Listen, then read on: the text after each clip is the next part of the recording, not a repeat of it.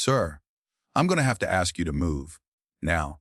That's what the security guard said, standing too close, voice a little too firm, eye scanning a man who didn't flinch. The man, quiet, upright, alone, in a sea of folding chairs and graduation balloons, he sat like stone, polished boots planted, spine straight, medals gleaming on a deep blue Marine uniform. He wasn't here to cause trouble.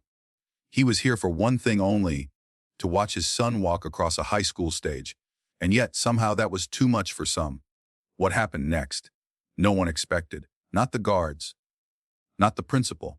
Not even the boy waiting in line for his name to be called. But from the far end of the gym, 6 strangers began to rise one by one. And by the time the last man stood, the entire room had fallen silent. No words, no warnings, just presence. Thank you for being here. Sometimes the smallest moments carry the greatest meaning. Today's story is one of those. Quiet, powerful, and worth remembering.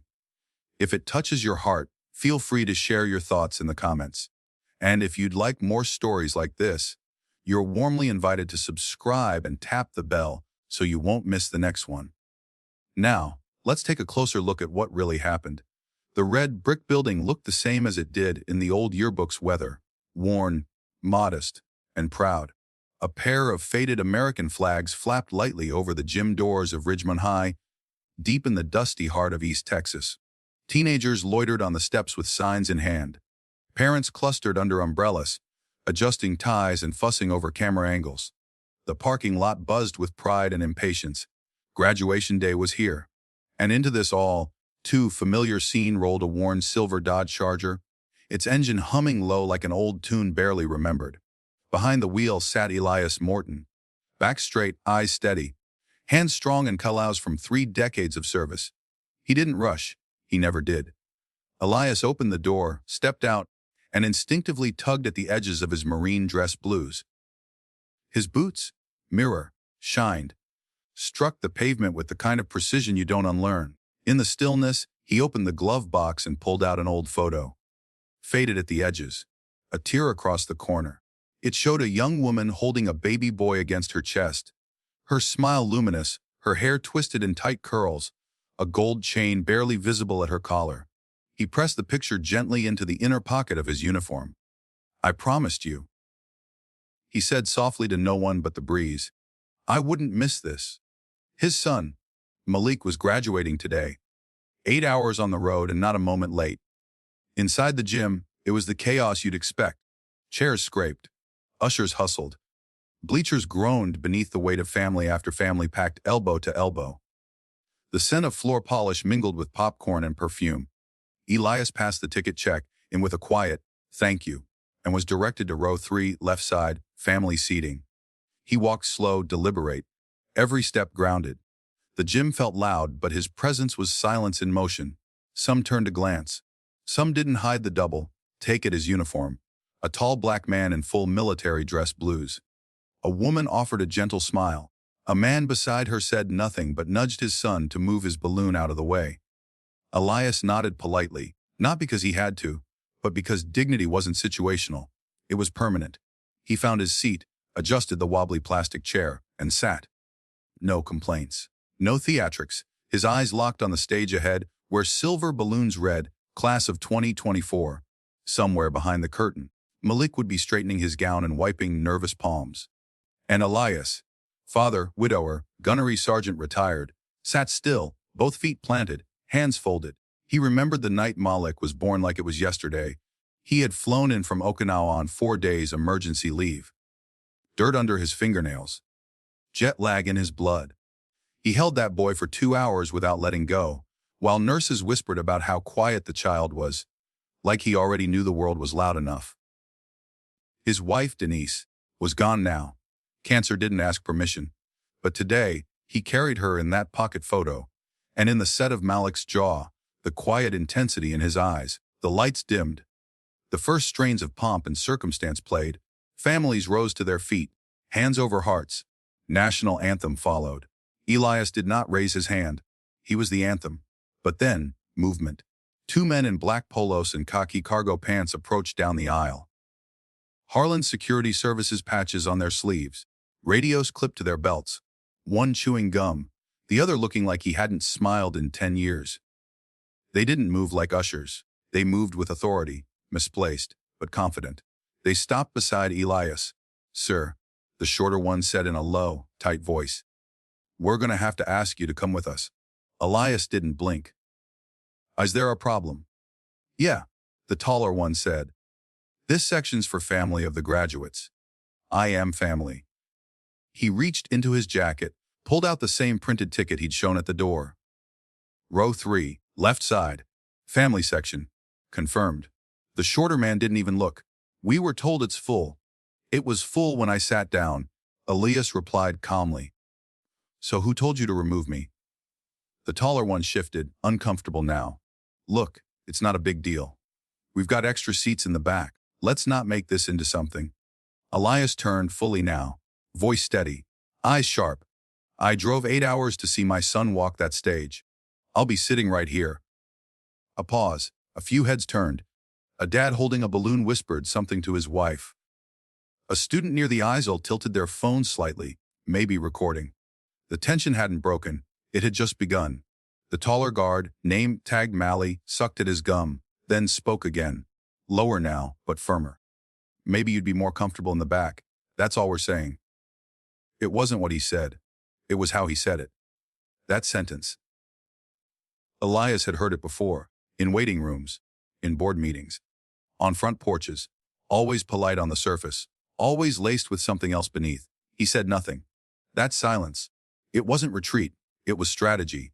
The shorter guard, Garvin, sharp-jawed, square-shouldered, adjusted his radio and leaned in again. "Sir, I'm asking one last time." "You can ask all day," Elias said, voice calm but unshakable. "I'm not moving." The gym started to shift. Not physically, but emotionally. Parents looked up. A kid whispered, "What's going on?" A teacher at the front tried to smile and wave everyone's attention back to the stage. But the air had thickened. Something invisible was coiling in the silence. Garvin squared up now. "All right. If you don't cooperate." He didn't finish, because the back gym door clicked open, and one by one they came in, no uniforms, no introduction, just 6 men, quiet, steady, separated by rows, but clearly connected. They didn't stand together. They didn't need to. Each one moved like he'd done this before. Surveying the space, sensing tension, reading body language like smoke signals. Elias didn't turn around. He didn't have to. He knew exactly who they were. Brothers in arms, battle-forged, men who didn't just serve with him, they survived with him. The first to rise was Creed Marston, salt and pepper beard. Dark coat, a face that had once been covered in blood and sand on a desert afternoon 15 years ago. Creed had been a private when Elias dragged him across 200 yards of open terrain in Kandahar. He didn't speak loudly, just enough for it to cut through the noise. "Is there a reason this man's being bothered?" Creed asked, voice cool and unhurried. The guards looked startled. Garvin blinked. "Who are you?" Creed stepped forward. "I asked you a question." Mally raised a hand. "Sir, we've got this under control." "No," Creed said, sharper now. "You don't." Across the gym another man stood, then another, and another. The 6th man didn't even sit. He just leaned forward in the bleachers, arms crossed, eyes burning holes into Garvin's back. The silence wasn't fearful. It was respectful. Elias stayed seated, didn't need to rise, because they had. Garvin's fingers twitched again, hovering near his belt. Not a weapon, but close enough to feel threatening. Creed saw it, stepped closer. "If you touch him," Creed said cold and low, "you'll answer to me." Garvin stiffened. "Who the hell are you?" "The man," Creed said. "Who's telling you this ends right now?" A ripple spread through the crowd. Near the front, a school board member whispered something to the principal. An assistant principal started moving quickly toward the back, one hand on her walkie. And just like that, the whole gym shifted. 6 men, standing, spread apart, no orders, no call signs, no grandstanding, just an unspoken understanding. Garvin glanced around. This wasn't about policy anymore. This was about ego. And he was outnumbered. Elias finally moved. Just slightly. Turned his head toward Creed. "Don't waste your breath," he said. He already made his decision. Creed didn't smile, just narrowed his eyes and said quietly, Don't mistake silence for weakness. Finally, Garvin stepped back. Not far. But enough. His hand dropped from his belt. His face, red, his confidence shattered. The assistant principal arrived seconds later, whispered something sharp and final. The guards turned. And without a word, they walked out the back exit. They didn't look back. The tension didn't disappear. But it softened. Elias exhaled. Creed sat down again. Then the others, still alert, still present, but seated. A boy whispered, "What just happened?" A woman muttered, "That was real. That wasn't a show." No one clapped. Because what just happened wasn't a performance. It was a reminder. A reminder that sometimes the strongest protest is to stand silently for someone who refuses to bow. And in that gym, that morning, everyone knew. This wasn't about a seat. It was about a man's right to exist without being diminished. And when the next name was called from the stage, the applause was a little louder. But it wasn't for the student. It was for what had just been preserved. Elias Morton stood in the middle of the line. Black robe, red and white honor cords. His hands were clenched at his sides, fingers twitching slightly. He'd watched it all. From the moment the anthem ended, Malik had seen the guards approach his father. At first, he thought maybe they were just adjusting seating. But then he saw the posture, the proximity, the way his father sat, still as stone, yet so intensely aware. He recognized that look. He'd seen it once before, years ago, when he came home from school at 12, crying after a teacher asked if even had a father in the picture. Elias hadn't yelled then. He hadn't marched to the school. He just sat, silent, straight-backed, like steel refusing to rust. Malik saw it again now. Then, he saw the first man stand, not a teacher, not a parent. Someone else, someone who moved like his father did. Then a second. Then a third. Something inside Malik shifted. These weren't just men. These were the ghosts his dad never talked about. The names behind the scar across his shoulder. The reason why, every December, a box of dusty Christmas cards came in the mail from cities across the country. These men, strangers to him, stood up for his father like instinct. Malik blinked hard. He would not cry. Not here, not now. 3 people in front of him. The line was moving. Names being called. Claps filling the room again. But it wasn't the same anymore. The energy had changed. This wasn't a ceremony. It was a reckoning. A kid behind him whispered, "Yo, is that your dad?" Malik didn't answer. He didn't have to. Everyone in that gym had seen it. And everyone now understood who Elias Morton really was. At the third row, Elias sat as he had from the beginning. Not smug. Not bitter. Just anchored. His eyes were fixed on the stage, focused on only one name. The 6 seals still stood in scattered formation. Not in attention, but in purpose. They weren't looking for applause. They were just watching. And so was Malik. Malik Morton. The announcer said next, but then paused. Her voice cracked slightly. She cleared her throat, then tried again. Slower this time. Malik Elias Morton. And the gym froze. Just half a second. But it was enough. Then, the sound of applause, but not the usual kind. This wasn't the frantic clapping of balloons and proud moms. This was deliberate, heavy, synchronized. The 6 seals began to clap, slowly together. One beat, then another. A salute without a salute. A tribute with rhythm, not rank. The audience followed. Parents, teachers, even the principal. By the time Malik reached the steps, the applause had turned into something else entirely. Not celebration, but recognition. He crossed the stage with a face no longer nervous. He held his chin high. His steps didn't falter. He took his diploma and shook the principal's hand. She said something quietly to him, but he barely heard it. Because all he could see now was one person. His father. Elias did not stand. Did not wave. He simply locked eyes with Malik and gave the smallest, most meaningful smile of the day. Malik nodded once. The kind of nod that says, "I saw everything. I understand everything now." The names continued. The ceremony moved forward. But from that moment on, every student who walked the stage did so in the echo of what had just happened. Not because it was viral. Not because it was dramatic. But because it was real. The gym became a living thing, stirred awake by injustice, then held still by honor. Elias remained still, not in protest, but in peace. He had come to see his son walk. He had stayed to teach the room how real men hold their ground. And the lesson wasn't lost. 20 minutes later, the final name was called. Caps flew. Cheers erupted. Music blasted. But no one forgot the moment that made them feel something deeper. When Malik found his father outside near the flagpole, there was no dramatic hug. Just a moment. Just truth. "Are you okay?" Malik asked. Elias nodded. "You." Malik looked down, his voice lower. "They tried to move you." "I know," Elias said. "I was 2 seconds from walking off that stage. I swear I was." Elias placed a steady hand on his shoulder. "And that's why you didn't?" Malik looked confused. "What do you mean?" "Because you knew I could handle it," Elias said. "And because you handled your moment like a man. You didn't let anyone take it from you." Malik looked past his father to the group of men gathered by the parking lot exit. Still not talking, still not looking for credit, just watching. "Who are they?" he asked. Elias turned to glance back. "They're men I bled with. Men who know what loyalty means. Men who don't forget." Malik nodded slowly. "That was powerful. It was necessary," Elias replied. "Sometimes silence is louder than shouting, and sometimes standing up without speaking says more than 1,000 words." The gym had emptied. The balloon sagged. The sun dipped lower, casting long gold lines across the concrete. Families gathered in small clusters in the back lot. Some laughing, some still emotional, most unaware that they had just witnessed a story that would never make the news, but would live in memory forever. Malik walked beside his father. Neither of them rushed.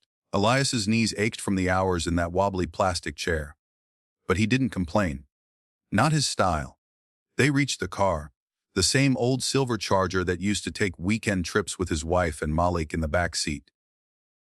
Malik paused at the passenger door. His fingers grazed a shallow scratch on the handle. "She would have been screaming the loudest today," he said, voice soft. Elias nodded. "She'd have made you retake every photo until your smile looked just right." They both laughed. It wasn't loud, but it carried all the weight it needed to. Inside the car, the heat from the Texas sun lingered like a memory in the seats. Elias turned the key but didn't start the engine. Malik looked over. "Can I ask something?" Elias nodded. "Why didn't you say anything to them? The guards, you just sat there." Elias tapped the steering wheel once, then met his son's gaze. "Because I don't have to stand up for who I am," he said. "And I don't need to raise my voice to be heard." Malik didn't answer right away. He let the words sink in like rain on dry soil. Elias continued. "You know how many times I've had to choose between letting something slide or blowing it up?" Malik shook his head. "How many?" "Too many to count," Elias replied. "But the real question isn't how many, it's which ones mattered." He pulled something from inside his jacket, folded neatly. The old photo. Malik as a baby. His mother's smile still bright, even through the wear and tear. "I carried this through Kandahar," Elias said. "I carried it when I lost your mom. And I carried it today. Not because it gives me strength, but because it reminds me what's worth protecting." Malik swallowed. His throat was tight. "You always knew who had your back." Elias looked out the windshield, where Creed and the others were just now getting into their trucks. "I didn't need to know," he said. "I just had faith. That they'd come. That they'd never stop showing up." Elias answered. "That's the difference between men who wear uniforms and men who carry each other." Malik nodded, then leaned back against the seat. A long silence followed, but not the awkward kind, the kind that heals. Elias finally turned the key. The Charger rumbled to life. "What now?" Malik asked. "Now," Elias said, shifting into gear, "you get to choose dinner." Malik grinned. "Waffle House." Elias chuckled. "Of course." They rolled out slowly. No need to hurry. The school shrank in the rearview mirror, but what had happened inside that gym was now etched permanently in both of them. Across the lot, Creed stood with arms folded. He caught Elias's eye, no words. Just one slight nod, a warrior's farewell, a brother's promise. Malik returned it without hesitation. He didn't need to know their stories. He'd seen enough today to understand who they were, and who his father really was. That night, after dinner, Malik sat alone in his room for a long while. He pulled out the diploma again, turned it over, ran his thumb over his name. Then he wrote something in his notebook. Manhood isn't volume. It's presence. It's standing your ground when nobody claps. It's silence that roars louder than applause. He closed the notebook and stared at the ceiling. The world wouldn't remember what happened in that gym. But he would. The world teaches us to shout louder, fight harder, take up space. But there's another kind of power. The kind that doesn't need volume. The kind that walks into a room and changes its temperature just by sitting down. Elias Morton never raised his voice. He didn't threaten. He didn't need to, because dignity isn't loud. It's still. And it's unforgettable. If this story touched your heart, if it reminded you of someone who stood tall without saying a word, we invite you to share your thoughts below. Tell us about the silent warriors in your life. Pass this story on to someone who needs to remember what quiet strength really looks like. And if you'd like more stories like this, you are warmly invited to subscribe and tap the bell. Thank you for being here. We'll see you next time.